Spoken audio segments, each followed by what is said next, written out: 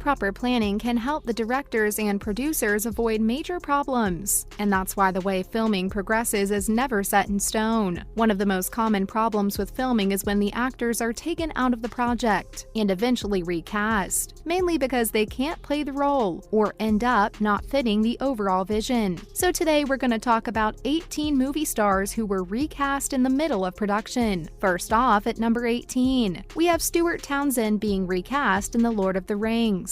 Stuart Townsend, who was new to acting, was cast as Aragorn in Lord of the Rings. But unluckily for him, he only lasted a few days when filming started. The director quickly realized that Townsend was too young to play the Strider, so he gave the part to the green-eyed Viggo Mortensen. And it's safe to say that Mortensen's performance was top-notch, and he immediately gained a loyal fan following, followed by Eddie Murphy, replacing Sylvester Stallone at number 17. Beverly Hills Cop is a classic comedy, but when Sylvester Stallone was cast as Axel Foley, he wanted to change the script so that his character could do more heroic stunts, making Alex a real action figure. Like, what else did they expect from Rocky Balboa? His take on the movie was turned down, and Stallone was replaced with Eddie Murphy, who gave the movie its own special charm. Can you imagine an action-packed thriller that could have been Beverly Hills Cop? Because we can't. Next up, at number 16, Michael J. Fox taking Eric Stoltz's role in Back to the Future.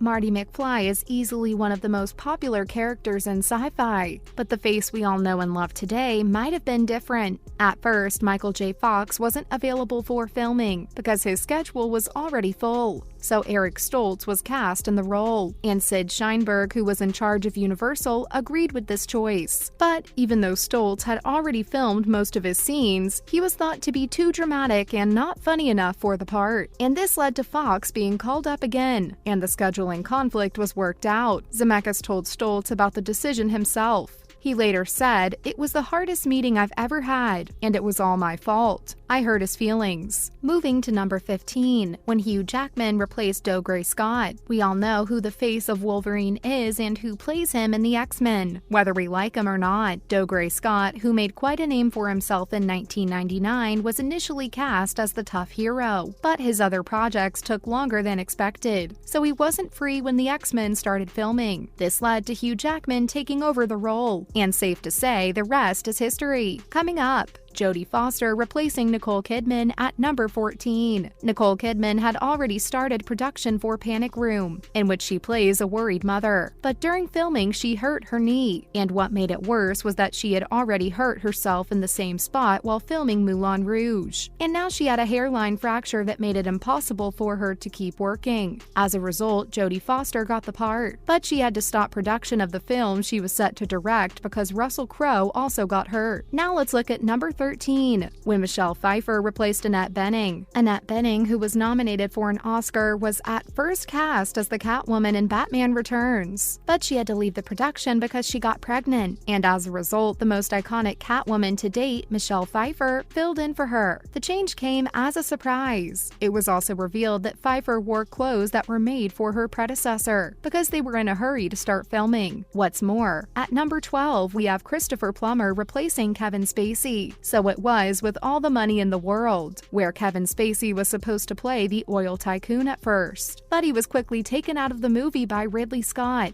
after he was accused of sexual assault, and all of his scenes were reshot with Christopher Plummer, who was even nominated for an Academy Award. Not to mention, at number 11, we have Sandra Bullock replacing Lori Petty. Lori Petty was on her way to be known as a reliable actress in the 1990s, and she was also set to be in Demolition Man alongside big names like Sylvester Stallone and Wesley Snipes. But the actress reportedly didn't get along with Stallone, so she was replaced by Sandra Bullock, who is relatively new to the business. Following up at number 10, we have Ed Harris taking the place of Dennis Hopper in The Truman Show. The Truman Show is a powerful movie with many deep ideas and themes, and the actors made it half as good. Initially, Dennis Hopper was cast as Kristoff, the mastermind behind the fake town, but there were problems with his performance, including possibly forgetting his lines. So the part was given to Ed Harris, who did an amazing job and did justice to the role with his on-screen intensity. Moving on to number 9, when Hugo Weaving replaced James Purefoy in V for Vendetta.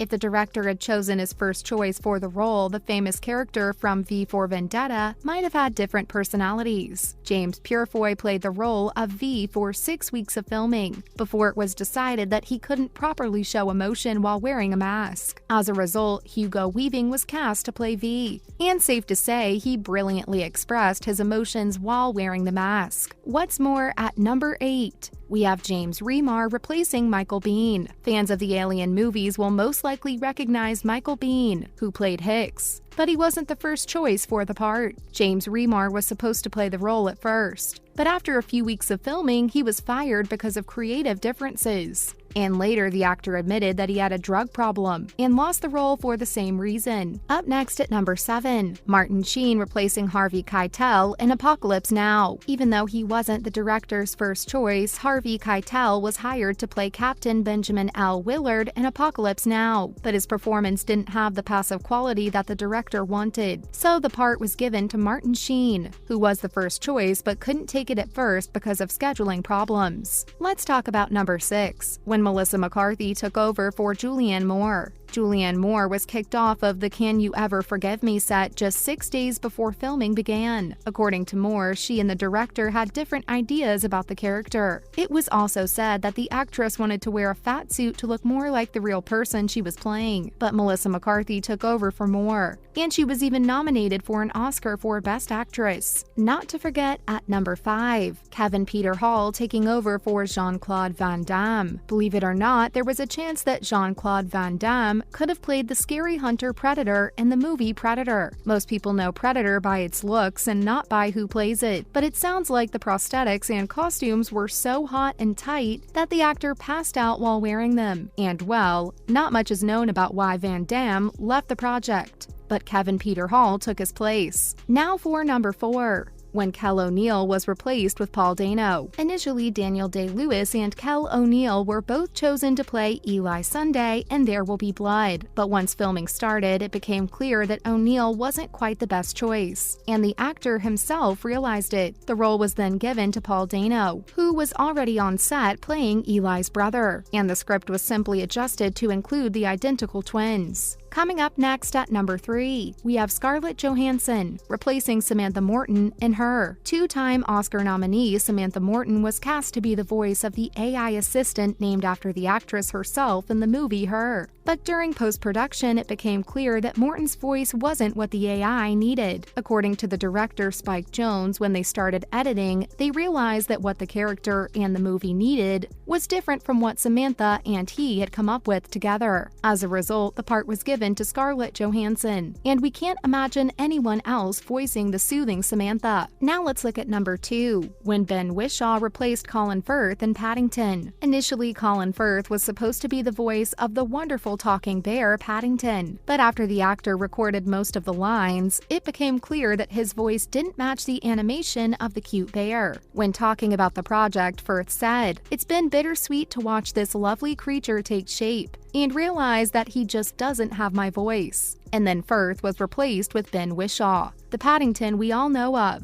Finally, at number 1, we have Ryan Gosling getting dropped for Mark Wahlberg in The Lovely Bones. The story of The Lovely Bones is about a missing girl and her family. Initially, Ryan Gosling was supposed to play the father, but due to creative differences with director Peter Jackson, he was replaced by Mark Wahlberg. That's all for this video. What are your thoughts on this list? Do you have any other actors who were recast during production? Let us know in the comments below. Don't forget to like this video and subscribe to our channel for more exciting content in the future. Thanks for watching. See you next time.